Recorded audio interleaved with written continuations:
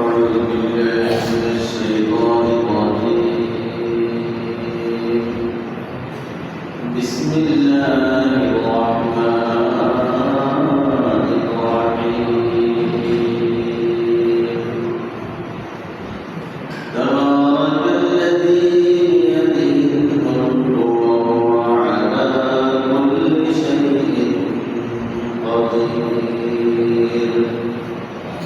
الذي خلق الموت والحياة ليبلوكم أيكم أحسن عملا وهو العزيز الغفور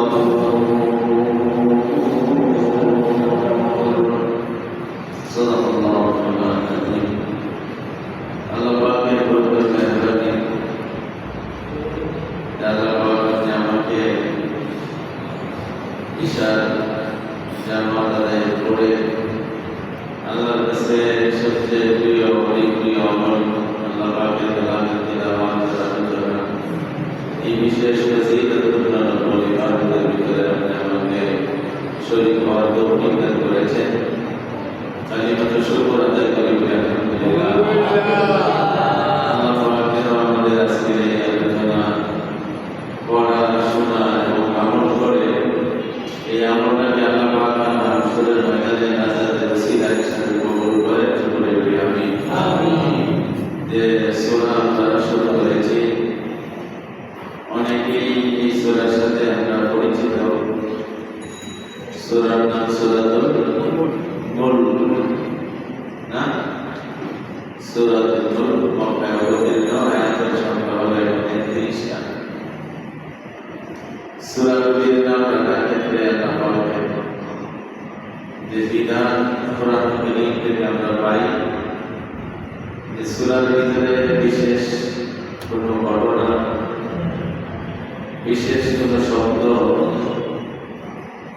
যা বর্ণিত থাকে সেই সূরা থেকে কোনো একটা শব্দ চয়ন করে বাছাই করে সূরার নাম রাখা হয়।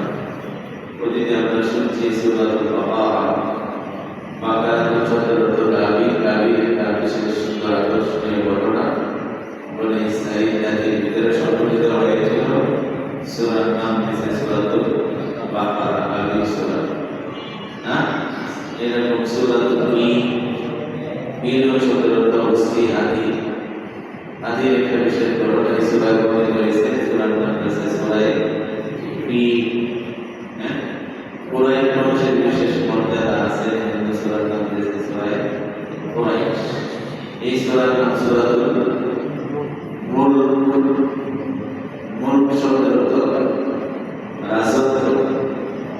কি রাজত্ব? এটা নিয়ে বেশি বেজার। রাজত্বের ক্ষমতা পরিচালনা,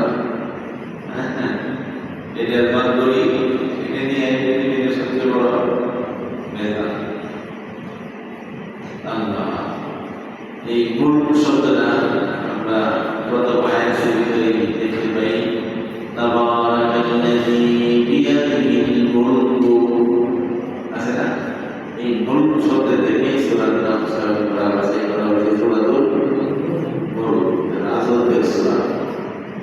আলহামদুলিল্লাহ বলি জানি না তো এর জন্য শুকরিয়া আদায় করি না। এই সূরা যারা পড়ে, এই সূরা যারা মানে, সূরা যারা আমল করে, আল্লাহ পাক দুনিয়া এবং আখিরাত এই পরকালের ধর্মীয় রাজত্বের অধিকারী বানায় দেয়। সুবহানাল্লাহ।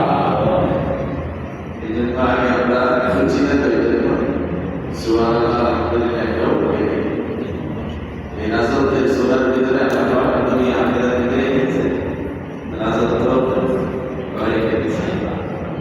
সবাই আমল করে আলহামদুলিল্লাহ। আজকে আমরা বিশেষ করে এই রাজত্ব, দুনিয়া আখিরাতের রাজত্ব কিভাবে ভিতরে আছে হাদিসের আলোকে, তাফসীরের আলোকে আমরা শুনব সংক্ষিপ্ত সময়ের ভিতরে। পরিশেষে যেহেতু আখিরাতের রাজত্ব যারা আমাদের মিসাইল দিকে চলে গেছে তাদের জন্য এলান করা হয়েছে যে মুর্দাদের জন্য বেশি দোয়া হবে, বিশেষ দোয়া হবে। আল্লাহ পাক যেন এই দুনিয়ায় আমাদের ভিতরে যারা দুনিয়ার রাজত্ব করে গেছেন, ছোট বড় পরিবারের একটা রাজত্ব আছে, সমাজের একটা রাজত্ব আছে, রাষ্ট্রীয় রাজত্ব আছে, যারা আমাদের আত্মীয় চলে গেছে তাদের জন্য আমরা দোয়া করবো তাদেরকে মাগফিরাত নসিব করে যেন পরকালের রাজত্ব দান করে, পরকালে রাজত্বের মালিক বানায় দেন। সকলে বলি আমিন। তাফসীরের কিতাব তাফসীরে কুরতুবী তাফসীর গ্রন্থ, এই তাফসীরে কুরতুবীর ভিতরে ইমাম কুরতুবী রাহিমাহুল্লাহ তাআলা আমরা একটা সূরার নাম শুনছি, সূরা মুলক। রাজত্ব কিভাবে আসবে এটা শুনি। ইমাম কুরতুবী রাহিমাহুল্লাহ এই সূরা মুলকের আরেকটা নাম বর্ণনা করছেন, দুইটা নাম তাফসীরের ভিতরে আছে। একটা সূরা ওয়াকিয়া, সূরা ওয়াকিয়া নাম বলে দেখবেন না, সূরা একটা নাম তো আমরা আগে জানি, সূরা মুলক এই লেখা আছে কোরআনের ভিতরে। আর এখন যে নামটা বলছি এটা হলো তাফসীরের আলোচনায় এই সূরা মুলকের অপর নাম হলো সূরা ওয়াকিয়া। আরেকটা নাম সূরা মুনজিয়া, সূরা মুনজিয়া। ওয়াকিয়া নাম আছে এই কারণে, ওয়াকিয়া শব্দের অর্থ হলো রক্ষাকারী। সুবহানাল্লাহ। ওয়াকিয়া শব্দের অর্থ রক্ষাকারী, মুনজিয়া শব্দের অর্থ হলো নাজাত দানকারী। এই দুটোটা ক্ষমতা, দুটোটা বিশেষত্ব এই সূরার ভিতরে আল্লাহ পাক রেখে দিয়েছেন যে এই সূরা হলো রক্ষাকারী, এই সূরা হলো নাজাত দানকারী। কিসের থেকে রক্ষা করে? যারা রাসূল করিম সাল্লাল্লাহু আলাইহি ওয়াসাল্লাম হাদিসের ভিতরে শব্দ আছে হিয়াল মানিয়াতুল মুনজিয়াতুল, হিয়াল মানিয়াতুল মুনজিয়াতুল। এই সূরাটা হলো রদকারী, বিরোধকারী, বাধা দানকারী। সুবহানাল্লাহ। এই সূরাটা হলো বাধা দানকারী, আর কি মুনজিয়াতুল নাজাত দানকারী। কিসের থেকে বাধা দেয়? যে এই সূরা কবরের আযাবের ফেরেশতাদেরকে আযাব দেওয়া থেকে বাধা দেয়। আর কি মুনজিয়া বলে এই সূরা কবরের আযাব থেকে মানুষকে নাজাত দান করে। কবরের আযাব থেকে নাজাত দান করে, ফেরেশতাদেরকে আযাব দেওয়া থেকে বিরত করে, রদ করে, ফিরায় রাখে। এই জন্য সূরায় নাম দিয়েছে হলো ওয়াকিয়া, রক্ষা করে, আযাব থেকে বান্দাকে রক্ষা করে। সুবহানাল্লাহ। আযাব থেকে বান্দাকে রক্ষা করে, আযাব থেকে বান্দাকে নাজাত দান করে। এই জন্য সূরা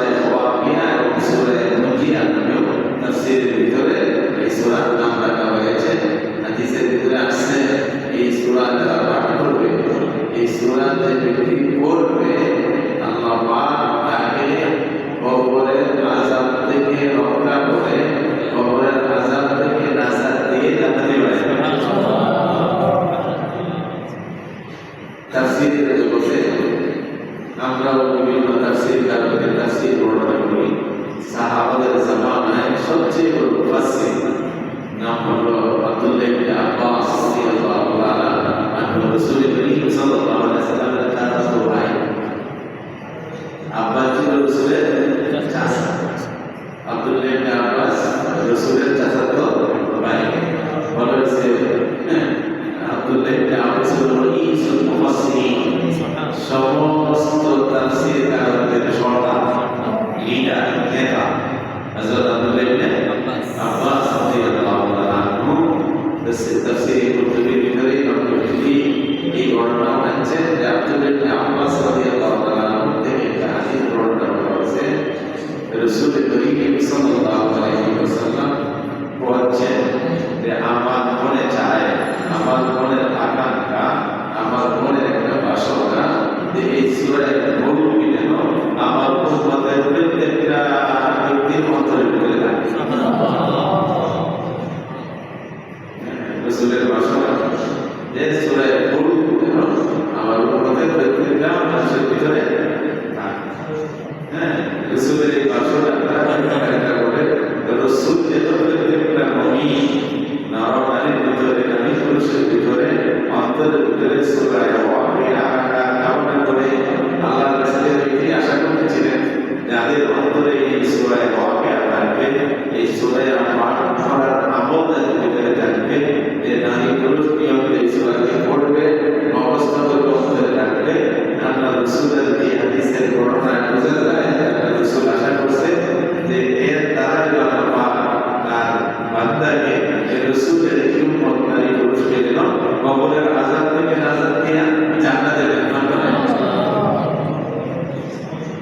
আল্লাহ হযরত আবু হুরায়রা রাদিয়াল্লাহু তাআলা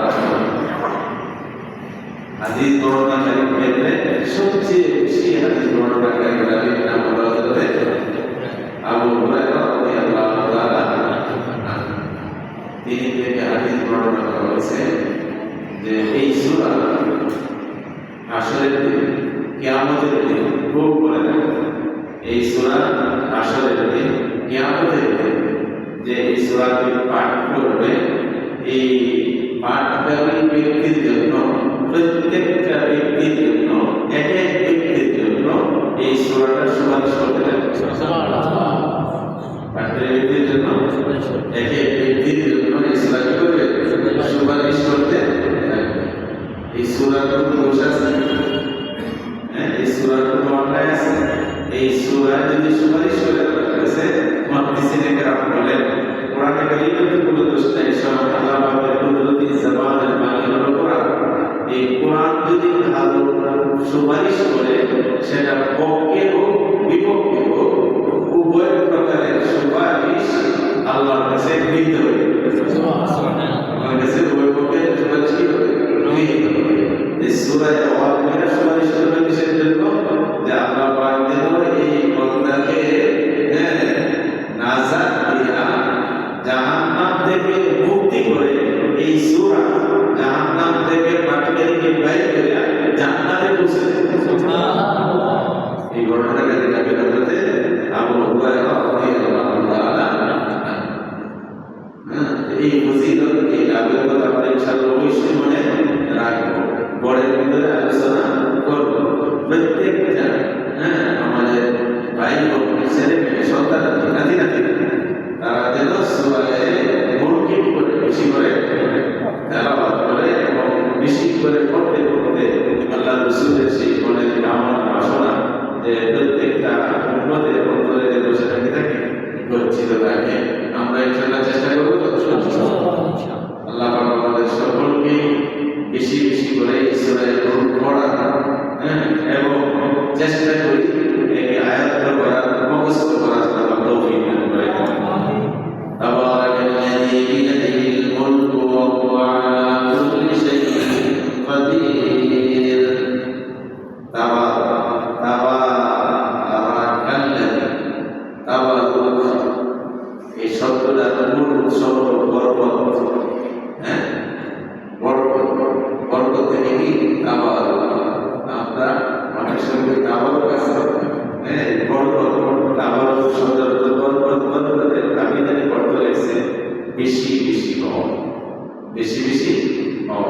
আর আল্লাহর শানে যখন এই তাবারাকা শব্দটা বলা হয়, আল্লাহ পাকের মহিমান্বিত ক্ষমতা, অতি মহান উচ্চ পর্যাদা, এই দিকে ইঙ্গিত করে এই তাবারাকা শব্দ বলতেছে। অতি মহান ওই ক্ষমতাধর প্রভু, ওই মনি, ওই মালিক, আল্লাযী যার বিয়াদিহি হাতে রয়েছে আল মুলক, কি রয়েছে হাতে? রাজত্ব। সুবহানাল্লাহ। এই মুলক রাজত্ব বলতে আকাশ এবং এই জমিন, আকাশ এবং জমিন। কেউ বলতেছে এই মকান আসমান এবং জমিনের সাথে সাথে পরকালের রাজত্ব কার? আল্লাহ পাকের। ওই মহান ক্ষমতাধর প্রভু, বড় অসীম পর্বতের মালিক, অসীম ক্ষমতার মালিক, বিয়াদিহি মুলকু, যার হাতে রয়েছে রাজত্ব, আসমান এবং জমিনের রাজত্ব যার হাতে রয়েছে, তিনি মহান ক্ষমতার অধিকারী, অসীম মর্যাদার অধিকারী। সে আল্লাহ যার হাতে রয়েছে এই জগতের আসমান এবং জমিনের রাজত্ব। সুবহানাল্লাহ। আসমান এবং জমিনের রাজত্ব। এইখানে আপনার একটা প্রশ্ন আসবে, এটা বিয়াদুল শব্দের হাত, বিয়াদিহি মুলক, যার হাতে রয়েছে। এই ইয়াদুল শব্দটা তাফসীরের ভাষায়, শরীয়তের ভাষায় হলো মুতাশাবাহ শব্দ। শব্দটা কি? যার অর্থ অস্পষ্ট, একে বিশ্বাস করা আমাদের জন্য ওয়াজিব।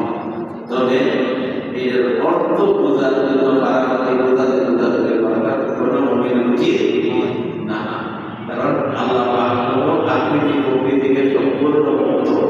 আল্লাহর কোনো আকৃতি নাই, আল্লাহর কোনো আকার নাই, আল্লাহ যেরকম আপনি আমার হাতের মতো কোনো হাত নেই বলে এইটা বিশ্বাস করো। শব্দটাতে অর্থ বুঝাবুঝি করে নাই করিয়া তোমার আমার হাতের সাথে তুলনা করার থেকে সম্পূর্ণ বিরত করতে হবে।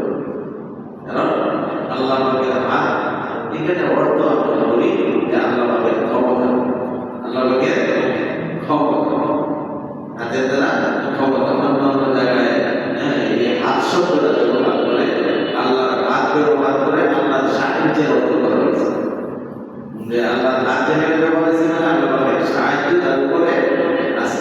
একটা লোকের উপরে আল্লাহ পাকের হাত আছে, এর উপরে আল্লাহ পাকের কি আছে? হাত আছে। এর অর্থ কি? এই লোকের উপরে আল্লাহ পাকের সাহায্য আছে। কি আছে? সাহায্য আছে। আর এইখানে হাত শব্দ ক্ষমতা, বিয়াদিহি মুলক, আসমান এবং জমিনের ক্ষমতা যার অধিকারী, আসমান এবং জমিনের ক্ষমতা যার অধিকারী, তিনি মহান মর্যাদার অধিকারী।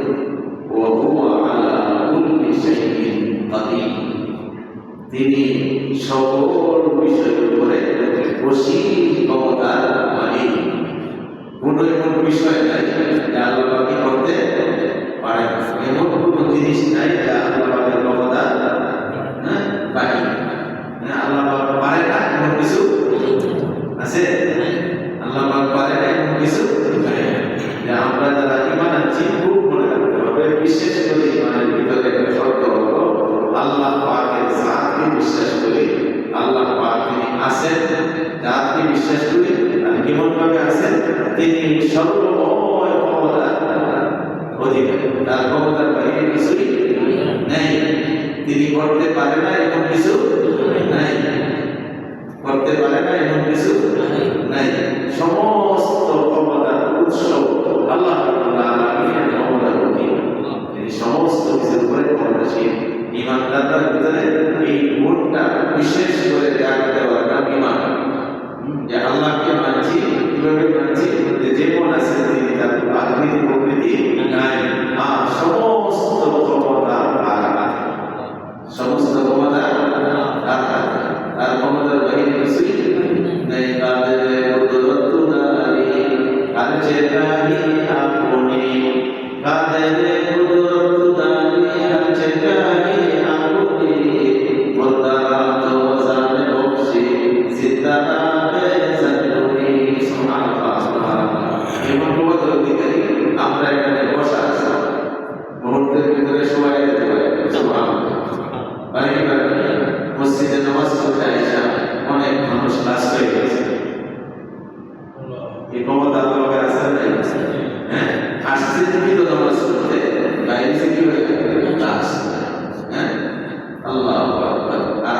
যদি ইচ্ছা করে যাদের সম্পর্কে ডাক্তাররা 100 ভাগে 100 ভাগ গ্যারান্টি আছে, মাত্র 3 মাস 3 দিন সময় আছে, মনে যা চায় খাওয়া, ওই সমস্ত দাঁড়ি পুরস্কার বছরের বছর এক যুগ করতে পারে আছে না লোক ব্যবস্থা করতেছিল, রোগীর বাইরে করতেছে, মেডিকেল থেকে ছাড়পত্র দিতেছে, বলছে যা মানে চাই খাওয়া 17 বছর, 15 দিন 15 বছর, 1 মাস, এর বেশি 45 দিন, এর বেশি পারবে না, হিসাব করে দিচ্ছে 6 বছর লোক আল্লাহ চলতেছে, দিব্যি ভালো চলতেছে। এই মৃতকে জীবিত করা, জীবিতকে মৃত করা এই ক্ষমতা আছে। সব জীবিত প্রবৃত্তি শেষ, সব শেষ হয়ে গেছে। আল্লাহ প্রবৃত্তি সব দিতে পারে, জীবিত করে দিতে পারে।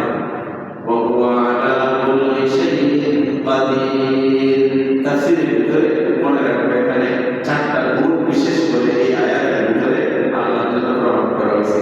তিনি সব জায়গায় আছেন, তিনি বিদ্যমান আছেন না, তিনি বিদ্যমান আছেন।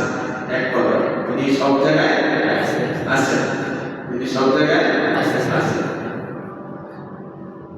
আর একটু সহজে বুঝি, অবস্থানগতভাবে আমরা মনে করি আল্লাহ আরশে আছে, কোথায় আছে? আরশে আছে, কিন্তু জ্ঞানগতভাবে জানার দিক থেকে এমন কোন জিনিস পৃথিবীতে আসমানে জমিনে নাই যা আল্লাহ পাক জানেন না। এই হিসাবে তিনি সর্বত্র আছেন, আমার ভিতরে আছেন, আমার সাথে আছেন, মসজিদে আছেন, প্রত্যেকটা মানুষের সাথে পিছনে আগে কে আছেন? আল্লাহ, তিনি বিদ্যমান। এই আয়াতের মূল একটা অর্থ মনে রাখুন, তিনি সর্বত্র বিরাজমান, সর্বত্র বিরাজমান। আর সকল গুণ পূর্ণতার সাথে যত গুণ আমরা মনে করি, ক্ষমা করা, রিজিক দেওয়া, বাসায় রাখা, মৃত্যু দেওয়া, ধনী বানানো, গরিব বানানো, সম্মানের মালিক, অসম্মানের মালিক, এই যে গুণগুলো আছে, সব কয়টা গুণ পরিপূর্ণতার সাথে আল্লাহ আছে। পরিপূর্ণতার সাথে কার ভিতরে আছে? আল্লাহ পাকের সাথে আছে। যেমন দেখার গুণ, আমিও তো দেখি, আমরা দেখছি না? এই যে আপনি দেখতেছেন, দেখতেছেন তো, আমরা দেখি না? এই যে দেখতেছি, আমরা দেখতেছি, মেহরবানি করে এই মুহূর্তে আমি তো সুন্দর বাবা কারেক্টার আলাদা বসে হুজুরকে দেখতেছি, নাসির করতেছি, তো পিছনের দিকেও তাকায় না। আমার পিছনে লোক আছে, কিন্তু আমি জানি না সেই লোকটাকে দেখি নাকি, আমার পিছনের লোকটাকে দেখি না, পিছনের লোকটাকে দেখা শুধু নাই। আল্লাহর জন্য কোনো এরকম সামনে পিছনে নাই। আমরা দেখি কাছের জিনিসগুলো দেখি, খুব লক্ষ্য করে রাখবো যে বুঝলে এই একটা 4টা গুণ বিশেষ করে এই আয়াতের ভিতরে আল্লাহর জন্য প্রমাণিত করা, যে 4টা বিশেষ গুণ আল্লাহর জন্য এই আয়াতের ভিতরে রয়েছে। এটা হলো তুমি সব জায়গায় আছে, আর সমস্ত গুণ পরিপূর্ণতার সাথে তার জন্য নির্ধারিত, পরিপূর্ণভাবে তার জন্য নির্ধারিত। এই যে দেখার গুণ বললাম, আমার দেখার ভিতরে তুমি আছে না? আমি সামনে দেখি, পিছনে আমি সামনে দেখি, অস্পষ্ট দেখি, অনেক সময় জিনিস পরিষ্কার দেখি না। আমি সামনে দেখি একটা নির্ধারিত সময় সীমানা পর্যন্ত দেখি, নির্ধারিত সীমানা পর্যন্ত দেখি। আমি সামনে দেখাইলাম, সামনে একটা ওয়াল করছে করে আর দেখি, খোলা জায়গায় দাঁড়াইলাম, খোলা জায়গায় ঘুরিতে আপনি দাঁড়ান, এরপরেও একটা জায়গায় আমার দৃষ্টির ক্ষমতা শেষ হয়ে আমার দেখা আর আল্লাহ পাকের দেখা কখনো এক নয়। আমিও দেখি, আল্লাহ দেখে, আমিও শুনি, আল্লাহও শুনে, কিন্তু আল্লাহ পাকের জন্য যে গুণগুলো আছে, যে পরিপূর্ণতার সাথে তার জন্য প্রমাণ না, এর ভিতরে কোনো ত্রুটি নাই। যেমন আমি সামনে দেখি, পিছনে দেখি না, ডাইনে বামে অস্পষ্ট দেখি, পিছনে একদম দেখি না। আরেকটু আছে এইখানে বসে গেছি, ঘর দেখি না, কথা ঠিক না? ঘর কি দেখা যায়? ঘর দেখা যায়, যে জিনিস যেখানে রেখেছি যেখানে নাও দেখতে পারে, যারা ঘরে দেখে এসেছি বাসায়, অনেকে কোনো কাজে বাইরে দেখতে পারে, আমার জানা নাই। কিন্তু আল্লাহ আল্লাহ কিতাবের ভিতরে আছে গভীর অন্ধকারের জমিতে একটা পাহাড়ের একদম নিম্ন জায়গায় একটা কালো পিঁপড়া, অন্ধকার গভীর অন্ধকার কালো জমিতে একটা কালো পিঁপড়া সেই যে পাহাড়ের একদম নিচে আস্তে আস্তে হাঁটতেছে। আল্লাহ পাক আল্লাহ রাব্বুল আলামিন এই পিঁপড়ার কাঁটাটাকেও রেখেছে। আমি তো অন্ধকার পাহাড়ে পিঁপড়া দেখা দূরের কথা, আমার হাতটাই আমি দেখতে হাতে গেলে ভবিষ্যৎ অন্ধকারে আমার হাতটাই দেখা যায় যে হাতের ভিতরে কোনো দাগ আছে, কিছু ময়লা করছে দেখার সুযোগ নাই। কিন্তু আল্লাহ পাক দেখেন এইরকম গভীর অন্ধকারের ভিতরে পাহাড়ের একদম নিম্ন দেশে একটা পিঁপড়া, কালো একটা পিঁপড়া, পিঁপড়ার ভিতরেও বেশ আছে, হ্যাঁ কতগুলি পিঁপড়া আছে লাল, কতগুলো আছে কালো, অন্ধকার কালা, এর ভিতরে কালা পিঁপড়া আর পিঁপড়ার সাইডেও ছোট ছোট। সেই পিঁপড়াটা যে হাঁটে আল্লাহ রাব্বুল আলামিন সেই পিঁপড়ার পায়ের লড়াটা দেখে কোন সময় হাঁটতেছে। আরো আশ্চর্যের কথা, আমিও শুনি, কতটুকু শুনি আমার কথাগুলি শুনতেছে, হ্যাঁ আর একটু যারা ঘুরে আসে এত শুনে না, মাইক না বলে আরো মানুষ শুনবে না। কথা ঠিক, কিন্তু আল্লাহ পাক শোনার জন্য কোনো মাইকের দরকার নাই। আর কেউ বলা যাবে না আরেকটা শুনি, আমরা শুনতেছি, এই যে মানুষগুলো বসে এখানে শুনতেছে, দুইজনে যদি কথা কয় শুনতে পারবে, দুজনে হাওয়া শুরু করে দিচ্ছে, হাওয়া শুরু করে দিচ্ছে, দেখা যায় দেশের সব মানুষ শুনতেছে, দুইজন মানুষ একজন মানুষ হাওয়া করে কথা বলতেছে, আমার শোনার দেখা দিচ্ছে, বন্ধ করে ওদের কিন্তু আল্লাহ পাকের শোনা যে একজনে হাওয়া করে কাঁদতেছে, আরেকজনে আল্লাহরে ডাকতেছে, আরেকজনে দোয়া করতেছে, আরেকজনে ভালো জিনিস চাইতেছে, আরেকজনে খারাপ জিনিস চাইতেছে, কেউ আল্লাহ বলার দরকার নেই না। রামপুরার মানুষের খুব তাফসীর শুনতেছে মন দেয়া, আমি তো তাফসীর বলে শুনবো, এই কৌমাদের মানুষ তো তার দরকার করবে না, এইগুলি বলার দরকার আছে। সারা পৃথিবীর সব মানুষ, সারা আরেকটা কথা আমরা শুনি, দুইজনে যদি একসাথে কয় তাহলে একজনেরটাও পরিষ্কার শোনা, আরে একজন করে বলে বুঝতে সে কইছে, দুই তিনজন একসাথে কথা শুরু করছে, দরবারে কি বলে আরে ভাই একজন তিনজনের কথাটা শুনে কথা ঠিক না। আমরাও শুনি আল্লাহ পাক সারা পৃথিবীর মানুষ, সব সারা পৃথিবীর মানুষ, সব মানুষ একসাথে যদি আল্লাহকে ডাক করে, প্রত্যেকের কথা একজনে ডাক দিলে আল্লাহ যেভাবে শোনে, সারা পৃথিবীর সকল মানুষ একসাথে ডাক দিলে আল্লাহ এইভাবে নাই। এই জন্য এই আয়াতের 2 নম্বর জিনিসটা যেটা এখানে আসছে, সে আল্লাহ পাকের জন্য গুণগুলা, আল্লাহ পাকের যে গুণগুলা আছে, তিনি সামি, তিনি সর্বশ্রোতা, তিনি বাসী, তিনি সর্বদ্রষ্টা, তিনি কাদির, সর্বময় ক্ষমতাকারী বলে সমস্ত গুণগুলি পরিপূর্ণভাবে তার ভিতরে কোনো কমতি, ঘাটতি, শর্ট, ত্রুটি একটাও নেই। এই গুণগুলির উপরে ব্যবহার করা হয়েছে। 3 নম্বর বলেছে আসমান এবং জমিন, হ্যাঁ আকাশ এবং পৃথিবী, এই পৃথিবীর রাজত্ব কার হাতে? এই পৃথিবীর রাজত্ব কার হাতে? আল্লাহ। চতুর্থ গুণ বর্ণনা করা হয়েছে, তিনি সর্বময় ক্ষমতার,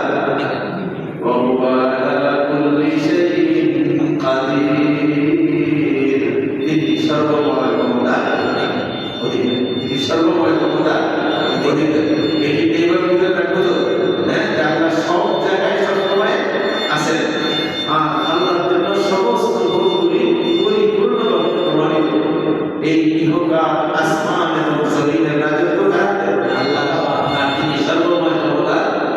একটা গরিব মানুষ তাকে ধনী বানাইতে আল্লাহ পাকের বেশি ফল লাগে। একটা ধনী মানুষ গরিব বানাইতে আল্লাহ পাক বেশি ফল লাগে না, লাগে বেশি সময় দরকার নাই। ইন্নামা ইযা আরাদা শাইআন আইয়াকুলা লাহু কুন ফায়াকুন। আল্লাহ পাক যখন কিছু করতে চান, যখন কিছু করতে চান, কারো ব্যাপারে, কারো বেলায়, কোনো জায়গায়, কোনো দেশে, কোনো স্থানে যদি পারার ইচ্ছা করে শুধু বলে হয়ে যাও, সুবহানাল্লাহ, হয়ে যাও। এটা আমার কুদরতি তামান্নার ভিতরে আসে, আসার সাথে সাথেই সেটা হয়ে যায়। সেটা কি হয়ে যায়? হয়ে আল্লাহকে এইভাবে মানব তো, আল্লাহকে যদি এইভাবে বিশ্বাস করি তাহলে একটা মানুষের দ্বারা গুনাহ হওয়া সম্ভব।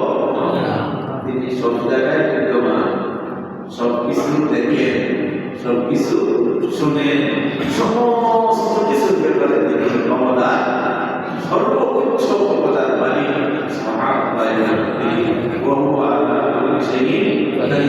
এই আয়াতটার পুরোপুরি বিশ্বাস একটা মুমিনের ভিতরে থাকাটা ওয়াজিব, জরুরি। না হলে তার ঈমান কি হবে না? পরিপূর্ণ হবে না। যে আমিও দেখি, আল্লাহ দেখে, আমিও শুনি, আল্লাহও শুনে, হ্যাঁ, আমিও তো বিভিন্ন জায়গায় আসি, আল্লাহও আছে। আমার থাকা, আমার দেখা, আমার শোনা কখনো সারা পৃথিবীর সকল মানুষের শোনাও আল্লাহ শোনার সমকক্ষ না। সারা পৃথিবীর সব কিছু দেখাও আল্লাহকে দেখার সমকক্ষ না। অতএব আমার দ্বারা কোনো খারাপ কাজ করা, আমার মুখের দ্বারা কোনো খারাপ কথা বলা মুমিনের জন্য উচিত না। কারণ সব আল্লাহ তাআলা আমার কাজ দেখতেছেন এবং আমার সমস্ত কথাগুলি তিনি শুনতেছেন। একটা আয়াত, এটা একটা ঈমানদার ব্যক্তির জন্য পরিপূর্ণ জিনিস। আজকে বেশি লম্বা না করলাম, সূরা মুলকের যে ফজিলতের কথা শুনছি, নিজে ইনশাআল্লাহ জীবন করার মতো করে রাখবো।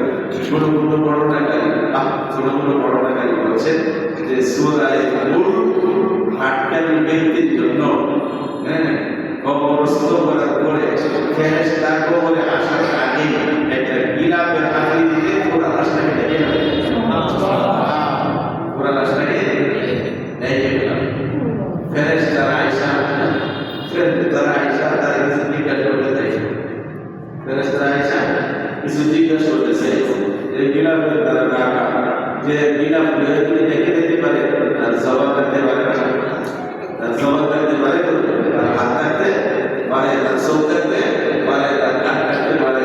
সেই সূরা মুলকে আল্লাহ কথা বলা শুরু করবে। সুবহানাল্লাহ, কথা বলা শুরু করবে। তারা চতুর্দিক ঘুরে মানুষ তো থাকবে, গেছে জায়গাতে চাকরিতে, কিন্তু মানুষ তো পাইতেছেন না। চাঁদতে দেখে শুয়ে গেছে, কোন দিন কে শুয়েছে, কি অবস্থা, চিনিও না, জানিও না, কাকে টাকা দেবো, এইভাবে ঘুরতে থাকবে। বলে সূরা মুলকের জবান আল্লাহ করে দিবে। কি চাও? আইছিলাম তোদের কাছে, আল্লাহ তুমি বলবো এর কাছে আইছিলাম, বলে ব্যাপার শুরু জিজ্ঞাসা লাগে তো আমার কাছেই জিজ্ঞাসা, সুবহানাল্লাহ, আমার কাছে জিজ্ঞাসা। সূরা মুলকের কি প্রশ্ন করবে? আল্লাহ পাকের কালাম, হ্যাঁ, আল্লাহ পাকের বাণী, এর কি জিজ্ঞাসা করবে? শেষ পর্যন্ত কিছু না পায়া বই গেল, বলতা তুমি জান্নাতের বিছানা আমি ঘুমাই দেব। সুবহানাল্লাহ।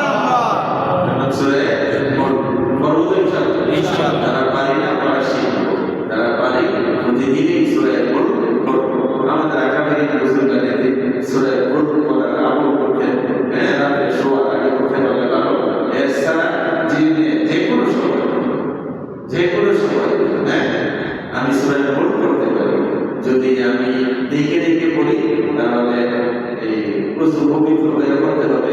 আর অবস্থা থাকলে প্রচুর ছাড়াও করা, অবস্থা থাকলে প্রচুর ছাড়াও করা যাবে। কোরআন শরীফ দিয়ে প্রচুর ছাড়া করা নিষেধ, কোরআন শরীফ প্রচুর ছাড়া করা নিষেধ না।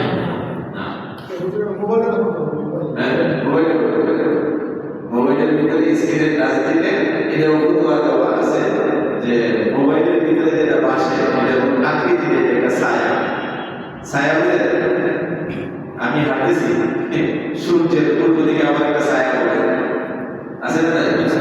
এই ছায়াটা কেউ শক্ত করে মাইক দেবে, এই মাইকে আমার গায়ে রাখবে, এই ছায়াটা কাটতে পারবে। ছায়ার কোনো আকৃতি নাই, ছায়ার কোনো বডি নাই, ছায়ার কোনো আকৃতি নাই, ছায়ার কোনো বডি নাই। যেহেতু ছায়ার কোনো বডি নেই, অতএব মোবাইলের স্ক্রিনে যে লেখাটা বসে এটা একটা ছায়া, এটা এটা ছায়া এই জন্য ওযু ছাড়াও আসলে এটা দরাও যাবে পরাও যাবে কারণ এটা কোনো আকৃতি এর ভিতরে নাই হ্যাঁ ঘটনাটা ইন্টারেস্ট করে এটা হাত থেকে বলে যায় নেওয়া পাইনি না মোবাইলের উপরে মাস্টার দিয়ে গেছে বাইকে গেছে বলতেছে নার্সিং করে হ্যাঁ এটা যে ছায়া এটা আকৃতি দিতে প্রমাণ হলো নার্সিং করে দিতে কাজটা লেগে যায় ফোন বুঝে এই হাত বুঝে বাবা তাই না আমি না থাকলে যেরকম আমার ছায়া নাই এই ক্লাসটা না থাকলে এই কোরআনের তেলাওয়াতের আকৃতিও নেই আমি না থাকলে আমার ছায়া থাকবে এই ক্লাসটা না থাকলে কোরআনের সেই পড়ারও সুরটা আসবে না অতএব এই যে ওযু ছাড়াও নতুন একটা মাসালা বলে দিলাম ওযু ছাড়াও করা যাবে ক্লাসের উপরে হাত দিয়ে তেলাওয়াত করা যাবে দরকার যাবে আল্লাহ পাক তৌফিক দান করুন আমরা প্রথম কথা হলো যারা তেলাওয়াত পারি না শিখবো যারা তেলাওয়াত পারি এরা দিনের যে কোনো সময় আমার সুযোগ হয় সূরা বহুত বেশি করে পড়বো সূরা ইয়াসিন পড়বো সূরা আর-রহমান পড়বো হ্যাঁ এই সূরাগুলির সময় ইনশাআল্লাহ আমরা আলোচনা করবো এখানে বসে আল্লাহ বসে না যে ইনশাআল্লাহ কত যে উপকার হয়েছে এই সূরার সম্পর্কে একটা আগ্রহ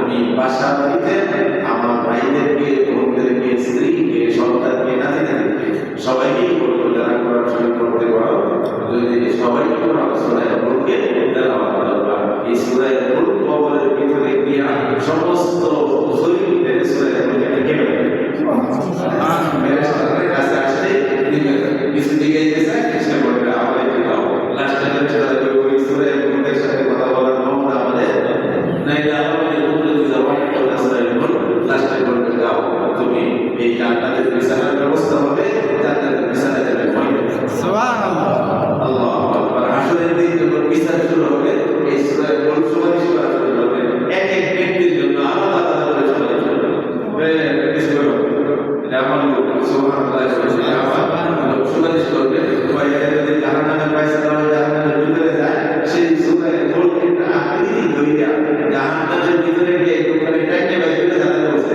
সুবহানাল্লাহ পড়ার দরকার আছে না আছে ইনশাআল্লাহ সবাই শিখবো সবাই পড়বো বাসাতে পড়বো সবাইকে বিষয়ে করে দান করে এবং বেশি করে পাঠ করে আমল করে হ্যাঁ আল্লাহ পাক আমাদের সকলকে তৌফিক দান করুন সাথে সাথে বলবো যে উদ্দেশ্যে বসে আমরা হ্যাঁ এই আমলটা শুনলাম এই ফজিলতের কথা যদি শুনলাম এইখানে সাপ্তাহিক তাফসীরে আসার দরকার আছে না আছে যদি না বলতাম তারা বলতেছে তারা তাদের আলোচনা পায় না কেউ জানে কেউ জানে না জানলে ভালো হইতো যারা জানে তারাও যদি বস্তু উপকার হইতো জানলে আমরা আমল করি না বাসা বাড়িতে আলোচনা করি না নতুন করে আমরা আলোচনার একটা আগ্রহ ভিতরে পাইলাম আল্লাহ পাক আমাদের সকলকে সাপ্তাহিক তাফসীরের ভিতরে আরো বেশি করে মানুষ সাথে নিয়ে এইটার ভিতরে মুরব্বীরা বলে তুমি যদি কোনো আমলকে ধরে রাখতে চাও তাহলে এই আমলের দাওয়াত দেবো এই আমলের কি দেবো দাওয়াত দেবো তোমার দাওয়াতে কেউ আসুক আর না আসুক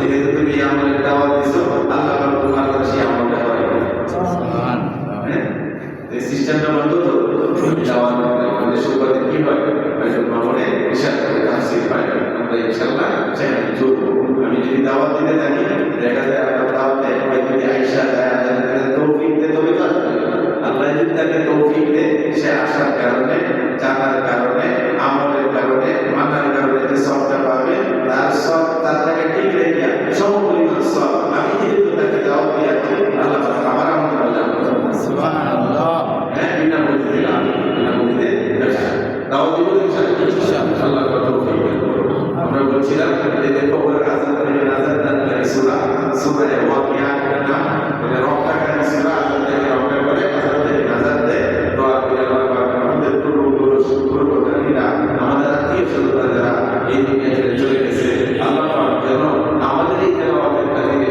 আমাদের এই তাফসীরের মাহফিলে আলোচনা শোনার কাজে আমার আব্বা আম্মা সহ আমাদের মুর্দারা যারা আছে এদের পক্ষে শ্বশুর বাড়ির পক্ষে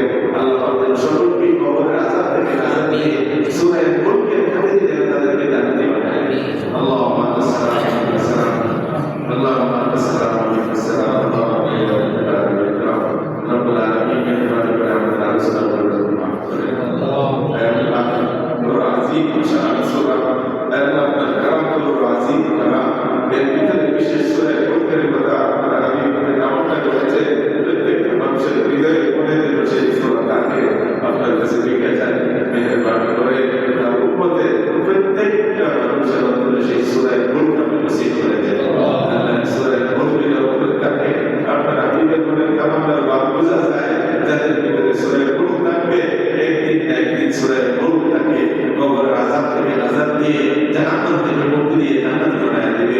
আল্লাহ মেহেরবানি করে সেই সূরা আমাদের উপরে নসিব করেন। এই সূরার পাঠ করার আমল আমাদের প্রদান করেন। যতদিন হায়াতে বেশি করে যদি পড়তে পারি, আল্লাহ যারা পড়তে পারে তারা যেন শিখতে পারে, আমল করতে পারে। আমাদের বিভিন্ন প্রত্যেকটা সদস্যদের তাদের আমল করার তৌফিক দান করেন। রব্বুল আলামিন আপনার কালামের তেলাওয়াতের দ্বারা আসমানি জমিনে আপন বিপদ বালা মুসিবত দূর হয়। মেহেরবানি করে আমরা যারা এখানে উপস্থিত হতে পারছি, যারা পারি নাই, আমাদের আত্মীয় স্বজন কাছে দূরে শহরে গ্রামে দেশে বিদেশে সকলকে আপনি সকল প্রকার বালা মুসিবত থেকে হেফাজত করেন। আল্লাহ মওত পর্যন্ত আমরা এই কোরআনের নির্দেশের উপরে থাকার তৌফিক দান করেন। ইয়া রাব্বুল আলামিন সূরা মুলক আযাব থেকে নাজাত দেয়। আল্লাহ কবর আযাব থেকে মুক্তি দেয়। মেহেরবানি করে আমাদের আত্মীয় স্বজন যারা দুনিয়া ছেড়ে চলে গেছে, রব্বুল আলামিন আমাদের আব্বা আম্মা দাদা দিদা নানা উস্তাদ মণ্ডলী সহ বন্ধু বান্ধব সহ নারী পুরুষ ছোট বড় যারা খবরের পাশে দাঁড়িয়ে গেছে বাবু, আজকের এই সূরা মুলক আমরা তেলাওয়াত করেছি। আল্লাহ যেটা থেকে আমরা আলোচনা করেছি এর খাতিরে সেখানে ঘোষণা মদিনায় পৌঁছে দেন। আল্লাহ আজ আমাদের সকল বন্ধুদের কবরে নসিব করে দেন। এই সূরা মুলকের মাসায়েলের পড়ানোর খাতিরে আমাদের ঈশ্বরের কবর আযাব থেকে নাজাত দেন। আমাদের সকল বন্ধুদের কবর আযাব থেকে নাজাত দেন। আল্লাহ কবর আযাব থেকে নাজাত দেন।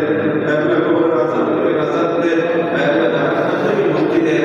আমাদের সকল বন্ধুদেরকে আপনি জান্নাতে বানিয়ে দেন। রব্বুল আলামিন আমরা দোয়া করি বিজয়ী এখানে যারা হাত বাড়াইছে বিভিন্ন শ্রেণীর মানুষ আছে, আল্লাহ আপনাদের ঘরে জিয়ারত করে হাজির আছে, আল্লাহ বয়োজ্যেষ্ঠ মুরব্বীরা সাদা দাড়িওয়ালা আছে, আল্লাহ অনেক যুবক আছে, মাহবুব যা আপনার কাছে ভালো লাগে, যারা আমল আপনার কাছে পছন্দ হয়, যারা আমল আপনার কাছে ভালো লাগে, দেখবেন খাতিরে আপনার হাবিবের উসিলায় আমাদের সকলের দোয়া মুনাজাত মেহেরবানি করে কবুল করে নেন।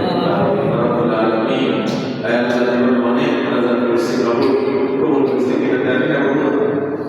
সামনে এক সপ্তাহ পরে আমার কাছে বাদী সেই পর্যন্ত অনেকের হায়াত তাও পাইতে পারি। মেহেরবানি করে আল্লাহ জীবন অতীতে দোয়া করে জানি না আজকে এই মুনাজাত তুমি আপনি কবুল করে নেন। জীবনে আরো তোমার দোয়া করবো সেইগুলো কবুল করে নেন।